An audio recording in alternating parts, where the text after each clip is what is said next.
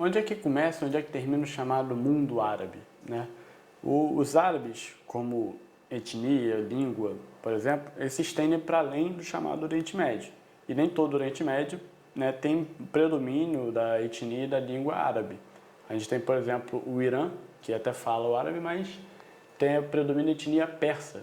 Nós temos a presença de Israel, com os judeus e o hebraico, por exemplo, e os árabes, a língua árabe se estende para além do Oriente Médio, chega principalmente ao norte da África. Países como a Líbia, como a Argélia, como o Egito, o Sudão, são países que falam árabe, tem participação do islamismo entre as principais religiões praticadas, né, e tem participação da população etnicamente conhecida como árabe. Quanto mais abaixo nessa África saariana, mais permeável vai ser a inserção dessa religião islâmica.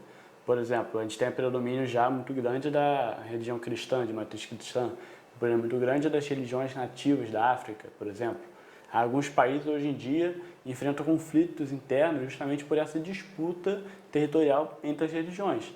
A gente tem o exemplo da Nigéria, que é um país que é importante no mundo inteiro porque produz muito petróleo e tem uma área disputada por uma ala mais radical do Islã, que é o Boko Haram, que é um grupo terrorista, e a área cristã, por exemplo.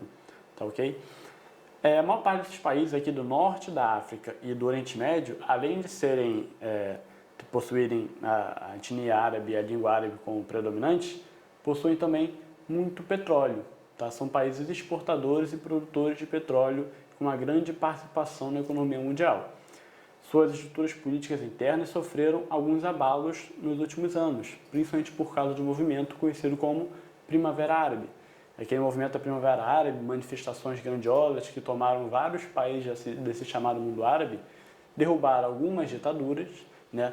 Alguns sistemas políticos foram trocados, alguns ainda estão em conflito, por exemplo, a Síria ainda está em conflito decorrente dessa Primavera Árabe, mas você teve a derrubada da ditadura na Líbia, derrubada da ditadura na Tunísia, derrubada da ditadura no Egito.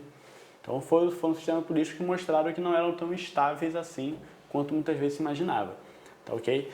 E na questão ele coloca justamente essa área. Coloca os países do Oriente Médio, mais os países saarianos, que são chamados mundo árabe, e aqueles outros países com maior importância da cultura árabe islâmica, né? O Sudão, a Mauritânia, a Somália e por aí vai. E sobre a região, é correto afirmar que dispõe de estabilidade econômica. Por essa dependência do petróleo, eles não são muito estáveis economicamente. Eles possuem oscilações justamente com oscilação do preço do petróleo, por exemplo. Tá, okay? Então não são estáveis economicamente. Representa o berço da Primavera Árabe, perfeito, incluindo a Tunísia, onde começou, o Egito, onde ela ficou mais forte, chegando até a Síria, a Argélia, a Líbia, onde ela também atuou. 3. Apresenta homogeneidade cultural e religiosa. Apesar de colocarmos ali, né, sobre a ótica da cultura árabe, do islamismo, eles também apresentam povos cristãos, judeus, tá, de outras religiões, como por exemplo os curdos, de outras etnias, como por exemplo os curdos. Tá, okay? Então não são homogêneos não, cuidado com isso. 4. Caracteriza-se por expressivas reservas de petróleo no seu conjunto. Perfeito.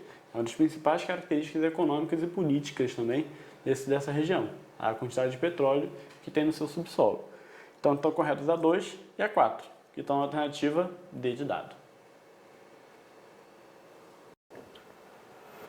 Bom, gente, o saneamento básico. O saneamento básico é justamente o conjunto, né, de estruturas básicas de higiene sanitárias para a população, né, que se desenvolver normalmente. Ela é fundamental